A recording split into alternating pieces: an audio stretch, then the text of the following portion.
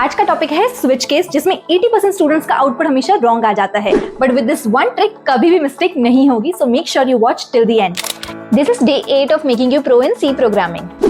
Now, switch case ऐसा topic है which is very similar to if and else condition. It's like जब तुम customer care पे बात कर रहे हो एंड तुम्हें कहा जाता है हिंदी के लिए 1 दबाए, इंग्लिश के लिए 2 दबाए, वेरी सिमिलर टू दैट। पर इसका कोड लिखने के लिए हम ये लैडर फॉलो करते हैं। ये रूल तुम याद कर लो, SCBD।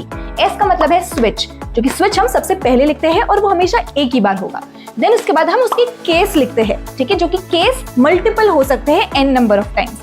देन केस के अंदर हमेशा ब्रेक होता ही है एंड देन लास्ट में एक डिफॉल्ट कंडीशन होती है जो कि ऑल्सो एक ही बार होती है। ये बहुत इंपॉर्टेंट है दैट स्विच में हमेशा एक वेरिएबल विच मीन्स एक इनपुट वैल्यू जाएगी जिसके ऊपर से केस डिफाइन होते हैं। सो यहाँ पे हम यूजर से नंबर ले रहे हैं 1, 2 और 3। सो स्विच में वो नंबर का इनपुट गया।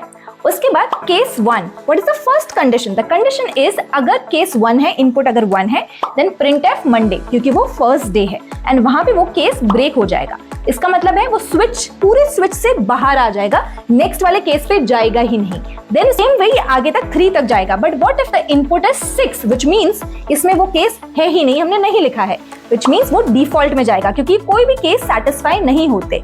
डिफॉल्ट में वो प्रिंट करेगा इनवैलिड डे, जो कि डिफॉल्ट कंडीशन है। इसलिए मैंने स्विच की टॉप 50 प्रैक्टिकल क्वेश्चंस की ये लिस्ट बनाई है विद सॉल्यूशंस, जिसे तुम यूज करके you can score much higher marks. So if you wanted, comment switch and I'll directly send it in your DM. But make sure you follow for next part.